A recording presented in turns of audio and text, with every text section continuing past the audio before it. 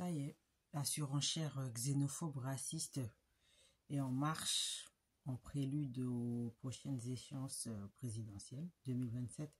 Nous ne sommes qu'en 2025, mais bon, hein, comme on dit, hein, qui veut aller loin ménage sa monture. Mais dans le cas des politiciens, ménager la monture, c'est vraiment aller piocher dans les bas-fonds des partis d'extrême droite. Hein. Toujours cette rhétorique, s'attaquer à l'immigration et à l'OQTF. OQTF, déjà, ils parlent, eux tous, ils utilisent cette expression, ils savent même pas ce que c'est, de quoi ça parle, qu'est-ce que c'est, comment ça s'applique, pourquoi ça ne s'applique pas, pourquoi l'administration a tant de mal à appliquer, à exécuter, à faire exécuter l'OQTF. Mais bon, c'est un acronyme, hein, voilà, donc tout le monde utilise OQTF par-ci, OQTF par-là. Bon. Voilà, donc on sent que les élections arrivent déjà. C'est celui qui fait le plus de bruit, hein, qui va attirer l'attention sur lui. Hein. Vous avez bien vu ces derniers temps, l'autre aux cheveux, hein, il n'existait pas, il n'était pas sous les feux des radars et il a fallu juste qu'il sorte cette expression, cette idée à la con qu'il est allé piocher je ne sais où, hein, de mettre les gens, de les enfermer à Saint-Pierre-et-Miquelon. En fait, cela traduit même le mépris de ces hommes politiques vis-à-vis des territoires d'outre-mer, des collectivités d'outre-mer. C'est pas Cayenne ici, hein. Saint-Pierre-et-Miquelon, c'est pas Cayenne, hein, c'est pas la Guyane, c'est pas le bagne.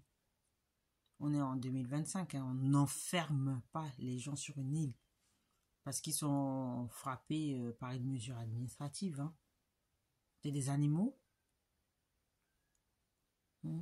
Et l'autre qui se satisfait de ces 6 mois à la tête du ministère de l'Intérieur, comme si c'était une victoire. C'est pareil, lui aussi veut être président des Républicains pour pouvoir prétendre justement à la candidature du parti pour les élections présidentielles. Donc c'est ça, c'est OQTF par-ci, immigration par-là, enfin c'est toujours la même thématique, alors qu'en ce moment, Donald Trump est en train de mettre littéralement le monde à ses pieds.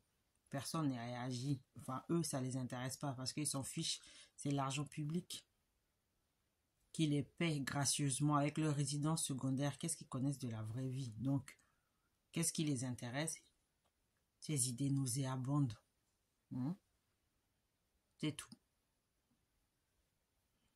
Et, comme la publication que j'ai mise sur ma page, la sénatrice LR du Val-de-Marne, qui veut remplacer la mission exercée par les associations auprès des personnes retenues en centre de rétention administrative.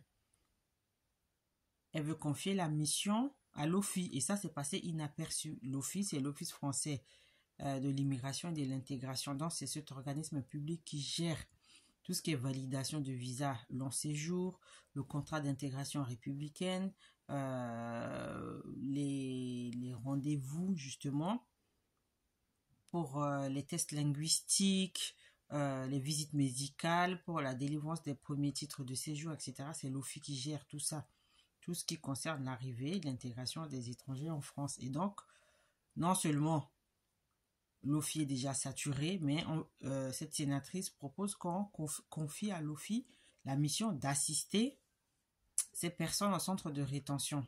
Actuellement, ce sont des associations qui exercent cette mission de service public. Et donc, à l'OFII, est-ce que c'est le même langage, c'est la même compréhension, c'est la même indépendance? Non, l'OFII, c'est un organisme public. L'OFII n'a pas cette indépendance qu'ont les associations d'intervenir donc de façon indépendante dans les centres de rétention pour donner des conseils juridiques, pour aider à la rédaction des recours, etc. Donc, pour elle, contester une décision de justice, c'est favoriser l'immigration illégale. En fait, ces gens, ils sont complètement frappés du cerveau. Hein. Ils sont hors sol, ces politiciens. Hors sol. Ils ne font même plus la différence entre la réalité et leur réflexion, tout ce qui sort de leur tête. C'est pas d'où ça vient. Mais il faut faire très attention parce que ce sont des petits textes comme ça pendant que tout le monde a les yeux rivés sur les droits de douane du monsieur Orange qui fait tout et n'importe quoi, un autre cinglé à la tête de la première puissance au monde. Il y a des petites lois insidieuses comme ça qui vont passer, qui vont être adoptées, qui vont être promulguées et les gens vont découvrir plus tard l'existence de ces lois-là. Donc, il faut rester vigilant, il faut faire attention, il faut se cultiver, il faut venir ici se renseigner. Voilà, donc j'ai voulu faire un live, mais ça rame trop, donc j'ai arrêté. De toute façon, la primeur des infos est réservée aux abonnés, donc les abonnés, ils savent de quoi je parle. Donc voilà, mais bon, dans tous les cas, continuez à suivre les infos, restez connectés, d'accord? On en reparle bien plus tard. On va peut-être tous aller vivre sur Saint-Pierre et Miquelon, enfin à Saint-Pierre et Miquelon. Et si jamais tous ceux qui sont condamnés, les politiciens, condamnés à des peines d'inéligibilité ou de détournement de fonds publics, étaient enfermés à Saint-Pierre et Miquelon, à méditer.